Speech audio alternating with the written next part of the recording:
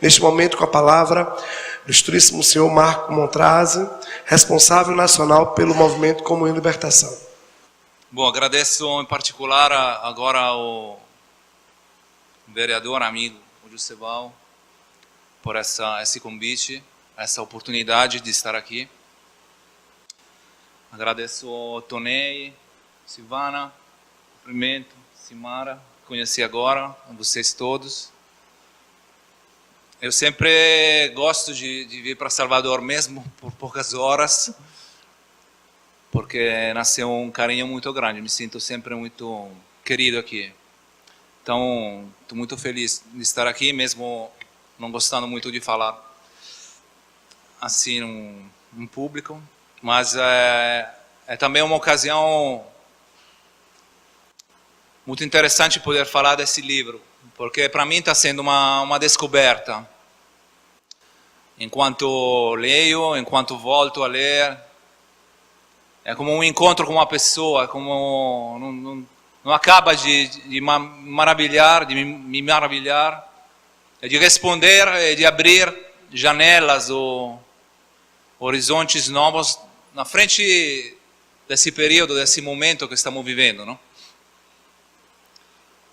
Que é tão dramático, mas ao mesmo tempo, como fala o Papa, e Carron sempre fala, é tão entusiasmante, é tão interessante. Então eu vou falar algumas coisas para tentar entender o porquê, como esse paradoxo, não? A primeira coisa que queria falar é o contexto, é contextualizar um pouquinho o livro, porque o livro começa de uma forma que parece um pouco difícil. Não sei quem já começou a ler, mas nós estamos acostumados agora a ler no Facebook todas as notícias. Então, textos curtos, passar o dedo rapidinho. E já estamos nos dando conta que a nossa capacidade de concentração começa a se reduzir um pouquinho. Então, ler um livro, hoje em dia, é mais difícil do que antes, não? Mas se superarmos essa primeira dificuldade, como falei, começa uma aventura. É como se Carron no início fizesse o esforço, a fadiga, de tentar nos ajudar a entender aonde estamos vivendo, onde é que eu vivo agora. Qual é o contexto onde eu me movo, onde eu respiro, onde eu abraço, onde eu trabalho.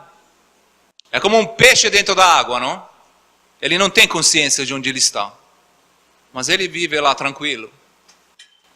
Mas nós podemos viver também como peixes, sem saber, sem nos darmos conta do contexto, daquilo que está acontecendo, das problemáticas, do contexto no qual estamos vivendo. Então, a coisa que Carron fala, retomando o Papa Bento XVI, é uma análise daquilo que aconteceu na Europa. Tem uma objeção que às vezes se faz ao livro que é muito europeísta, não? Centrado um pouco na história da Europa. Mas se a gente vai um pouco além desse ponto, nós começamos a ver que tudo aquilo que fala lá no livro relacionado àquilo que está acontecendo na Europa é aquilo que está acontecendo aqui. A origem dos valores é o esvaziamento dos valores. Como nasceram os valores, o valor da pessoa, o valor da vida, e como aos poucos esses começaram a se esvaziar. Porque aquilo que estamos vendo agora é se desmoronar de tantas coisas. A origem disso, Carron, retomando Bento XVI, a identifica no iluminismo. Porque se nós, historicamente, podemos ver o valor da pessoa, onde nasceu o valor que possamos dar a uma vida, à pessoa, ao homem. Na origem, são valores que nasceram da experiência da igreja, do cristianismo. Os hospitais nasceram por causa disso. As obras de solidariedade nasceram por causa disso. Então, na origem, tinha algo que era uma experiência viva. Mas quando começaram as primeiras brigas, depois da reforma protestante, as várias confissões, e não se sabia mais, a um certo ponto, onde estava a razão, onde se podia chegar a uma síntese. O iluminismo começou a tentar encontrar uma solução separando os valores da religião. Tudo bem, vocês continuam a brigar, agora nós pegamos esses valores e vamos criar algo que vale para todo mundo. Essa foi a tentativa do filósofo famoso que é Kant, mas o iluminismo tentou fazer. Tirando as fés, as confissões, mas vamos continuar promovendo essa religião dos valores. E parecia que tinha dado certo. Só que aquilo que estamos vendo agora é como efeito de uma falta de uma energia. Na Itália se fala quando o aquecedor, porque está mais frio que aqui, né? Quando o aquecedor quebra, a casa continua quentinha por um tempo. Mas já quebrou, a gente não se dá conta, porque o calor ainda aquece as pessoas. Mas depois de pouco tempo, já começa a se perceber os sinais do frio. Aqui poderia ser um condicionador, né? O ar-condicionado, quando quebra ainda, tem um friozinho aqui, mas já depois de alguns minutos, algumas horas, você começa a perceber que tem alguma coisa que não está funcionando mais. É a mesma coisa, essa religião dos valores que o iluminismo tentou levar para frente. Separando da origem, se perdeu, estamos vendo os sinais dessa perda da energia, da fonte. Eu falo uma coisa, o outro pensa outra. Estamos fazendo como fadiga, o homem está fazendo fadiga manter de pé algo que possa ser reconhecido por todos. Essa é a origem da confusão que estamos vivendo, não? Então essa é uma introdução que eu quis fazer para falar para vocês que o livro começa, ajuda, é uma fadiga, mas ajuda a entender isso, que é fundamental para nós entender. Porque tudo aquilo que estamos vendo se move dentro desse ambiente, desse contexto. Um primeiro ponto que eu quero falar é um pouco o tema que a gente queria enfrentar hoje, então, é essa emergência educacional. Estamos num momento de emergência, isso é evidente para todos, não? O Tonei citou aquele problema que estamos vendo agora nos jovens, ou aquele jogo pela internet da baleia azul. São coisas que são inacreditáveis. Não acreditamos que possa acontecer algo assim. Isso é consequência daquilo que eu falei. Tantas coisas que acontecem hoje, que se a gente fala, mas isso é inacreditável. Como pode acontecer? Por isso uma emergência. Situações novas, difíceis de interpretar. Não sabemos muitas vezes como movermos. As mães com os filhos, os pais com os filhos. Quase é uma linguagem diferente que se fala. Não é fácil, não? Eu não tenho filho, tenho muitos jovens que acompanham há muito tempo, mas muitos amigos que têm filhos também. Portanto, vocês sabem bem do que eu estou falando, não? Então tem um medo, é um medo, uma incerteza que está nascendo. Eu vou ler alguns trechos agora do livro que vocês depois podem também retomar. A consequência dessa fraqueza é que ficamos abstratos. A consequência desse clima que estamos vivendo, que gera uma fraqueza, é que ficamos abstratos, alheios não só aos outros, mas também a nós mesmos. É como se esse clima separasse a gente de nós mesmos. Me separa do meu eu. Basta pensar em quanto tempo as pessoas conseguem ficar junto para um momento de silêncio, juntos em silêncio ou sozinhas em silêncio. Logo temos de fugir, de nos distrair. Nós ficamos apavorados, não conseguimos ficar em silêncio. Temos que fugir logo, procurar alguma coisa. Pode ser o celular, cada vez mais cheio de coisas para poder oferecer possibilidade, pode ser a televisão. Mas é como uma consequência essa, do medo da gente se olhar, de ficar sozinhos, de deixar pesar algumas perguntas, de olhar essas coisas que estão acontecendo, não? E qual é a consequência? É um desinteresse. Quando a gente se estranha de nós mesmos, esse estranhamento, o que gera? Um desinteresse. Então, a página 196, Caron introduz isso. Não? O que é capaz de despertar o interesse, então? Ele cita um grande sociólogo que é Jungmann, que definia a educação como a introdução à realidade total. O centro, também Don Giussani, quando falava de educação, onde se inspira também todo o pensamento, aquilo que fala Caron, é o que entendemos por educação. Onde está uma saída? Onde podemos encontrar um caminho para não ficar perdidos nessa situação? É na palavra educação. O que é educação? Podemos voltar e podemos identificar e tentar nos introduzirmos nessa definição. É em se introduzir à realidade total. Ou ser introduzidos à realidade total. Mas realidade total não significa conhecer todos os particulares infinitos do mundo. Não é essa a ideia de total, da realidade total. Preciso de alguém que me introduza ao significado da realidade, de um pedaço de realidade. Qualquer pedaço de realidade que eu encontro, eu preciso encontrar o significado. E faz um exemplo muito bonito de uma criança, não?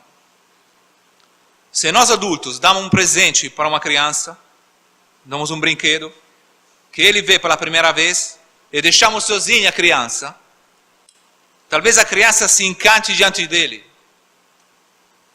Mas como poderá entender o que é? São necessárias instruções para usar.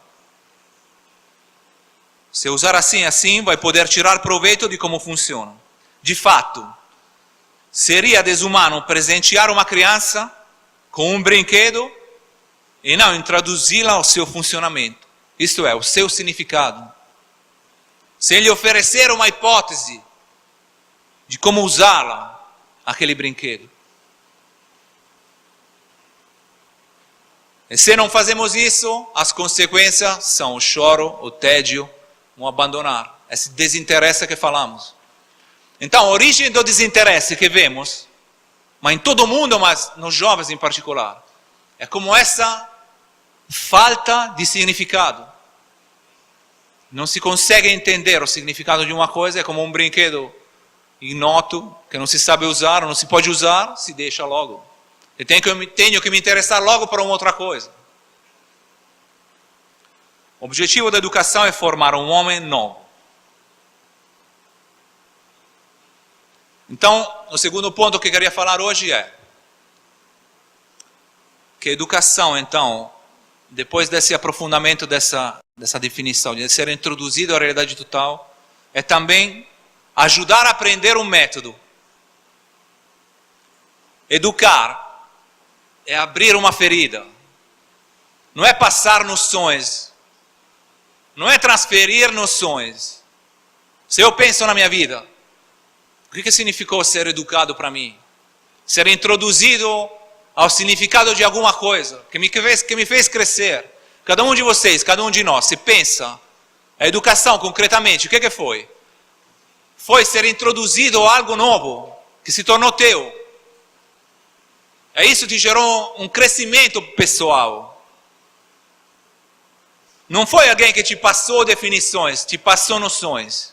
Foi alguém que abriu uma ferida. Foi alguém que abriu algo que não te deixou tranquilo. Isso é ser educado. Isso é educar. Encontrar alguém que não te deixa tranquilo. Porque te abre a uma coisa nova.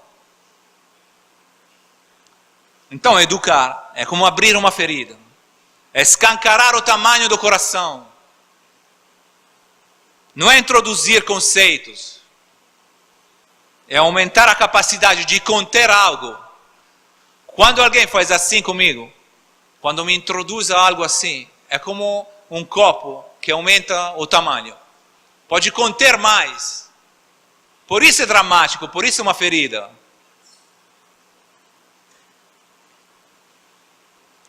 Aprender a aprender. Esse é o segredo.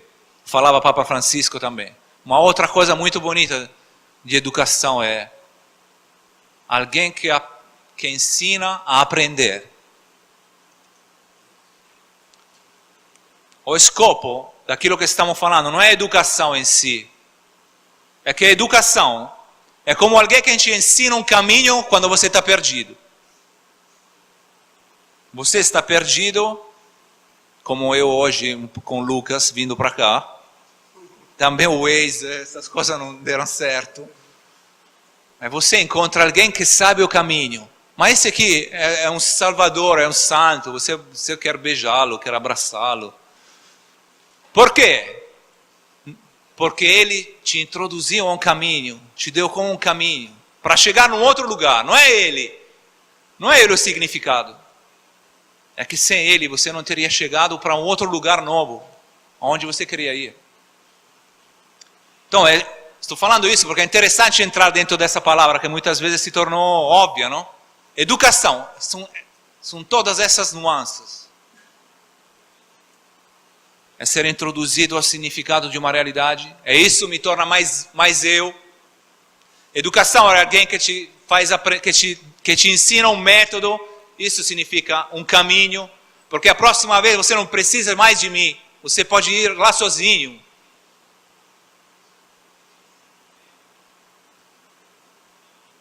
Então, quando se fala de educação, se pode falar de quê, não? Se fala de uma pessoa. Se fala de pessoas que se encontram. Podemos falar a palavra mestre. Cada um de nós, se pensa um pouco, eu acho, pode identificar na própria vida um mestre.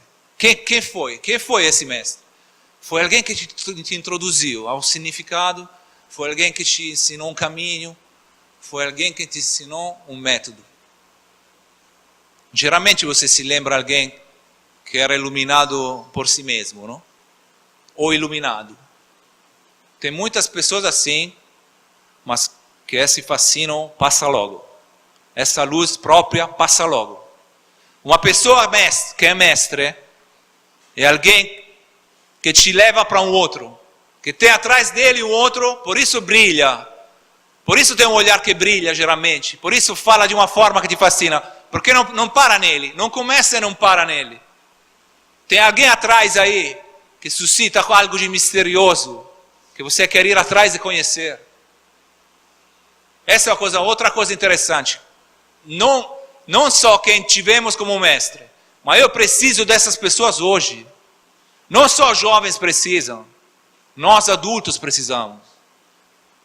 Porque um jovem vai atrás de alguém que tem um brilho que não é próprio, que tem algo de misterioso no sentido que ele também está seguindo o outro. Que ele também tem atrás alguma coisa que quer conhecer. É isso aquilo que mais falta hoje, não?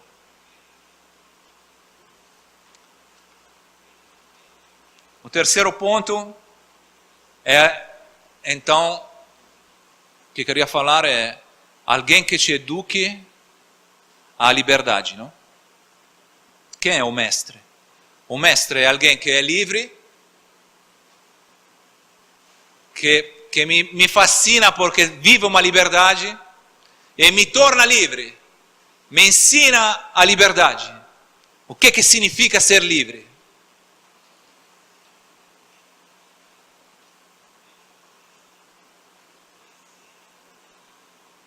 Apostar na capacidade do jovem de saber julgar. Apostar na capacidade de um jovem de saber julgar. essa é a coisa que mais me fascina. Tendo proximidade um pouco com Caron nesse período, aquilo que mais me fascina e que eu não tenho muitas vezes é essa confiança que tem em todo mundo, e em particular nos jovens, que eles têm de saber julgar, que eles não são idiotas que precisam de mim cada minuto. Não, eles têm dentro algo que podem e sabem usar.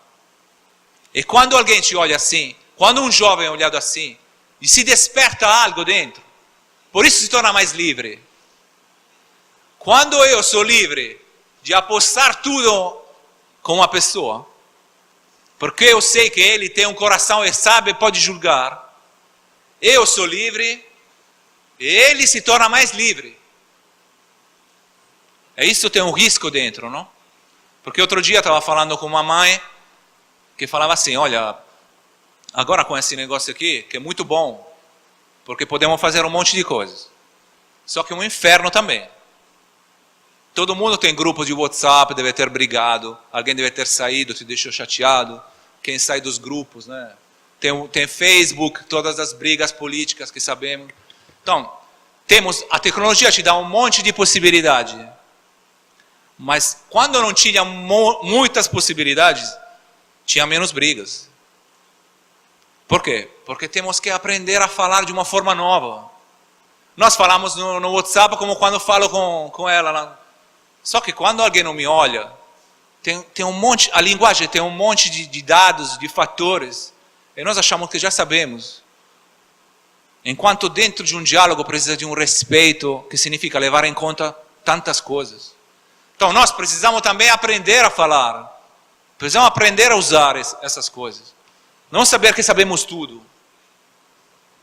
Tem um tempo, o diálogo tem um tempo. Quando alguém me fala uma coisa, eu tenho um tempo, preciso de um tempo para pensar. E quando alguém me olha, esse tempo tem um peso. Mas quando alguém me escreve sem um olhar, esse tempo tem um outro peso. Então a conversa pode ir para um outro lugar que não é aquela a qual estamos acostumados. Tem um monte de fatores. Que por isso que precisamos saber é aprender a usar também como a gente usa as coisas. Como comunica, não? Mas essa mãe estava desesperada porque a filha tinha entrado em grupos impróprios, tinha ficado no WhatsApp e não sabia mais o que fazer, né? Por quê? Porque se você tira o celular a um filho, ainda mais se é adolescente, o dia seguinte ele tem 2 escondidos, né? Ou de alguma forma, não vai melhorar muito a situação. Então, como é que está como é que se conjuga, como se fala? Como é que ficam juntos essas dificuldades com essa liberdade? Como é que eu deixo os meus filhos livres quando acontecem essas coisas? Então, eu pensei uma coisa. É dramático, porque é dramático. Tem coisas que são novas assim, às vezes não se sabe como fazer, né? Mas o que pode te tornar mais tranquilo? Precisa haver, se nós, isso tem a ver com a esperança. E está no livro também. Tem a ver com a esperança por quê? Porque quando eu estou certo do futuro, eu vivo como uma liberdade no presente, eu vivo como uma paciência no presente, que é uma novidade, que também quando eu me encontro com o outro, se vê na minha cara. Quando eu estou com ansiedade, quando eu estou ansioso, quando eu estou preocupado, o meu presente já está tudo cheio daquela ansiedade. Eu não consigo ter paciência, não consigo dar o tempo. Todos nós aqui estamos vivendo já todo o peso do futuro. Alguém de vocês tem um problema no trabalho, daqui a uma semana acontece alguma coisa. Já hoje que vivemos isso. Ou vai chegar o teu namorado, a tua namorada daqui a 15 dias. Já hoje você vive isso. Já hoje eu estou cheio de todo o futuro. Mas se eu não tenho uma certeza hoje, todo o meu futuro se torna incerto. Se eu não vivo algo certo, hoje as minhas pernas tremem na frente do futuro. Então, o que me dá, cada um de nós pode se perguntar, o que eu tenho hoje que me dá certeza do meu futuro, que não me dá medo do futuro? Sem isso não se pode educar. Sem isso é difícil educar. Porque essa certeza, como a gente vê o Papa. Cara, o Papa tem um monte de problemas. Ele vê o mundo como a gente não vê. Os problemas que acontecem chegam todos lá na cabeça dele. Mas como pode estar tão certo? E como pode dar tão esperança para todo mundo? Porque é como se vivesse e vive uma certeza hoje que ele carrega todo o futuro dele. Por isso dá esperança para nós também. Por isso, para aquela mãe, eu contando essas coisas, falei, olha, é difícil, mas você tem que descobrir se aquilo que você encontrou na experiência do movimento, ou pode ser outra coisa. Cada um de nós tem que pesquisar e procurar se tem algo hoje que lhe dá essa certeza ao ponto de não ter medo do futuro. Também da tua filha, quando tem um problema assim. Porque quando eu vivo assim, me se libera energias. Se libera a energia da paciência, se libera a energia criativa, se libera a energia de procurar um outro que não é você, talvez para falar com a tua filha. Se libera outras energias que a preocupação ocupa, que o medo do futuro ocupa.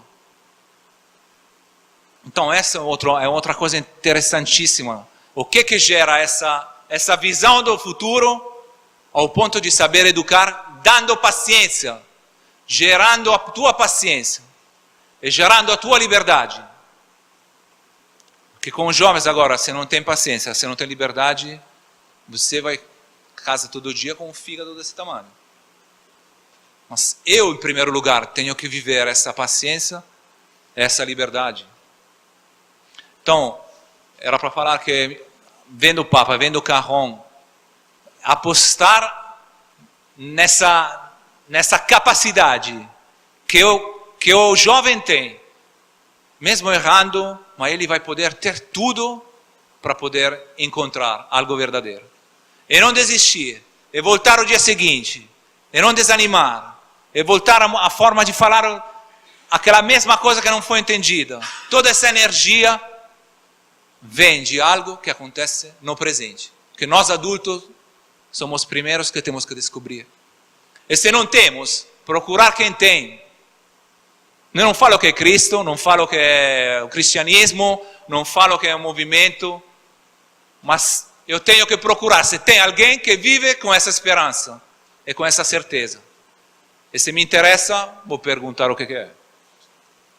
Acho que esse é um outro desafio grande que temos. Agora acho que falei demais.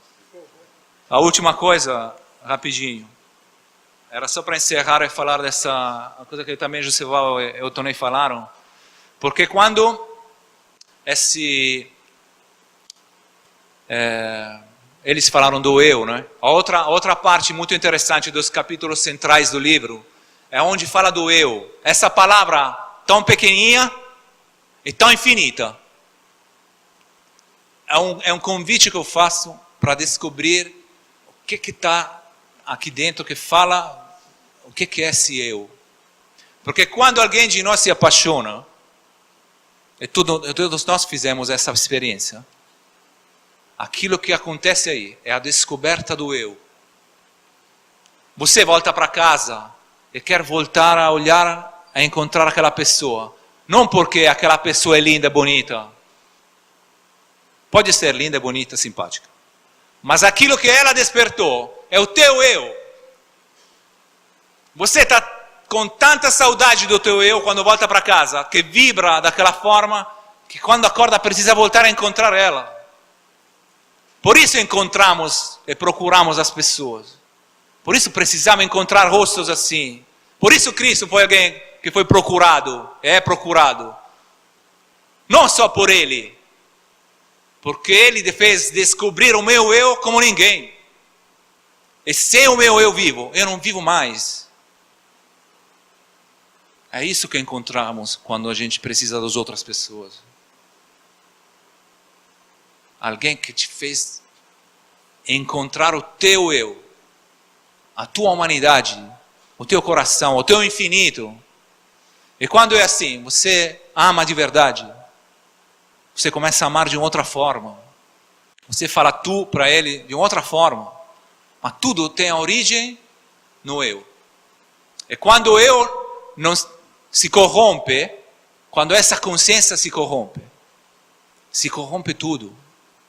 Então não é um problema só dos políticos, isso aqui que estamos vendo. Não é um problema do político, é um problema nosso.